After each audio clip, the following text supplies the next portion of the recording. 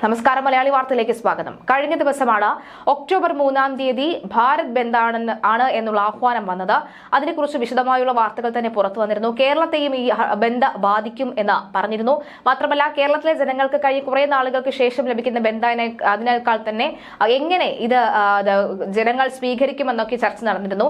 എന്നാൽ ഇപ്പോൾ ഏറ്റവും ഒടുവിൽ പുറത്തു വരുന്ന വാർത്തകൾ അനുസരിച്ച് നോക്കുകയാണെങ്കിൽ വഖഫ് നിയമനത്തിനെതിരായ അഖിലേന്ത്യാ മുസ്ലിം വ്യക്തി നിയമ ബോർഡിന്റെ 2ാം ഘട്ട സമരത്തിന്റെ ഭാഗമായി ആഹ്വാനം ചെയ്ത ഒക്ടോബർ 3-ലെ ഭാരത് ബന്ദ് മറ്റൊരു ദിവസത്തേക്ക് മാറ്റിവെച്ചു.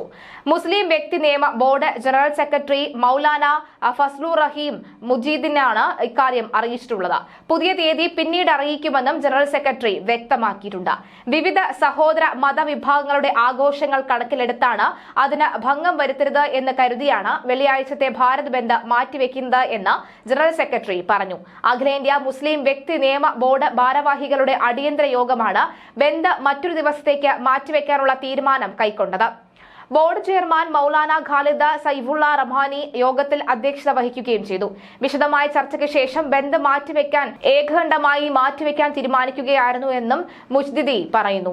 അതേസമയം വഖഫ് ഭേദഗതി നിയമനത്തിനെതിരായ അഖിലേന്ത്യാ മുസ്ലിം വ്യക്തി നിയമ ബോർഡിന്റെ പ്രക്ഷോഭങ്ങളും മറ്റ് പരിപാടികളും മുൻകൂട്ടി നിശ്ചയിച്ച പ്രകാരം നടക്കുമെന്നും മുജ്ദിദി വ്യക്തമാക്കി. പക്ഷേ ഭാരത് ബന്ദ് ആഹ്വാനം ചെയ്തത് അത് മറ്റൊരു ദിവസത്തേക്ക് മാറ്റിയെന്നും അറിയിച്ചിട്ടുണ്ട്. കാരണം വിജയദശമി ദിവസമായതിനാൽ തന്നെ പല ആഘോഷ പരിപാടികളും രാജ്യത്തിന്റെ പല ഭാഗത്തും നടക്കുന്നുണ്ട്. അതിനൊരു കോട്ടം വരുത്തണ്ട എന്ന് കരുതിക്കൊണ്ടാണ് ഇങ്ങനെയൊരു മാറ്റം വരുത്തിയത് എന്നാണ് മനസ്സിലാകുന്നത്.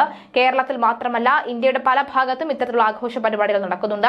മാത്രമല്ല, ഈ ഭാരത് ബന്ദ് എന്ന് പറയുമ്പോഴൊക്കെ തന്നെ കേട്ട ഉടനെ തന്നെ കടയും പൂട്ടി വീട്ടിൽ ചെന്നിരിക്കുന്ന അല്ലെങ്കിൽ നിരത്തിൽ വാഹനം ഇറക്കാതിരിക്കുന്നതും ജോലിക്ക് പോകാതിരിക്കുന്നതൊന്നും മറ്റാരുമല്ല. കേരളത്തിലെ ജനങ്ങൾ മാത്രമേ ഉള്ളൂ അത്തരം കാര്യങ്ങൾ ചെയ്യുന്നത്.